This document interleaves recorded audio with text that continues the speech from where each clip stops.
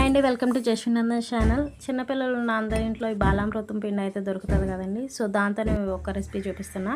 బాలామృతం పిండి తీసుకొని అందులో కొంచెం సాల్ట్ అయితే వేసుకోండి. నెయ్యి అయితే కరిగించుకున్నది ఒక 3 టేబుల్ స్పూన్ వరకు కరిగించి పెట్టుకుంటున్నాను.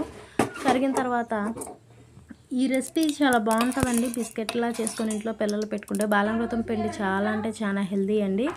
ఇదైతే అయిపోయింది కదా, ఇది మనం ఆ పిండిలో వేసుకొని కలుపుకోవాలి. నెక్స్ట్ ప్రాసెస్ చూద్దాం. ముందు మీరు నా ఛానల్ లైక్ చేయండి, షేర్ చేయండి, సబ్స్క్రైబ్ చేయడం మర్చిపోకండి. సో ఇలా మొత్తం కలుపుకున్న తర్వాత మనం చపాతీ ముద్దలే కలుపుకోవాలి. చూస్తున్నారు కదా, బాలామృతం పిండిలో చాలా పోషకాలు ఉంటాయండి. పిల్లలకు పెడితే చాలా అంటే చాలా హెల్దీ. చూస్తున్నారు కదా, ఇది బాగా కలిపేసుకున్న తర్వాత మిక్సీ చేసుకోవాలి. దీన్ని మెత్తగా అయిపోతుంది. తర్వాత చపాతీ ముద్దలే మనం వాటర్ వేసుకుంటూ కలుపుకోవాలి. కొంచెం కొంచెం వాటర్ వేసుకోండి, జోరు అయిపోతుంది. మనం నెయ్యి వేసాం కాబట్టి ఎక్కువ అంటే ఎక్కువ వాటర్ పట్టదు, 3 to 4 స్పూన్స్ వరకే పట్టిద్ది.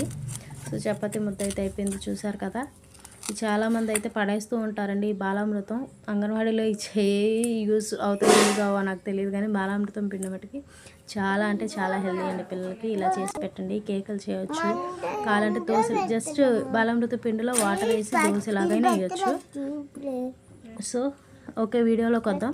అవన్నీ పక్కన పెడితే బిస్కెట్లు అయితే ఇలా అన్నీ ఏ షేప్ కావాలంటే ఆ షేప్లో చేసుకోవచ్చండి. చపాతీ ముద్ద కాబట్టి మనం చపాతీలాగా కొంచెం మందంగా ఒత్తుకొని మనం ఏ షేప్ కావాలన్నా ఆ షేప్ చేసుకోవచ్చు.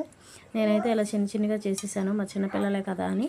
ఇది తర్వాత మనం పెనం పెట్టుకొని అట్ల పెనం దాని మీద ప్లేట్లో పెట్టుకొని అయినా మూత పెట్టుకొని 10 minutes ఉంచుకోవచ్చు.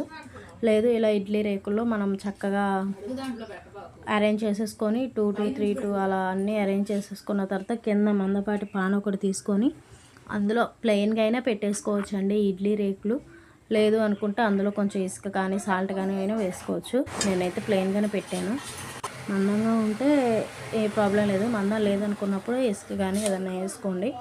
సో ఒక 10 to 15 minutes అలా స్టవ్ మీద హై ఫ్లేమ్లో ఉంచుకుంటే బిస్కెట్లు అయితే రెడీ అయిపోతాయండి. చూపిస్తాను చూడండి, ఎంత గట్టిగా అయిపోయింది సరే కదా, చక్కగా కరకరలాడుతూ ఎంత క్రిస్పీగా, చాలా అంటే చాలా బాగుంటాయి. Thanks for watching.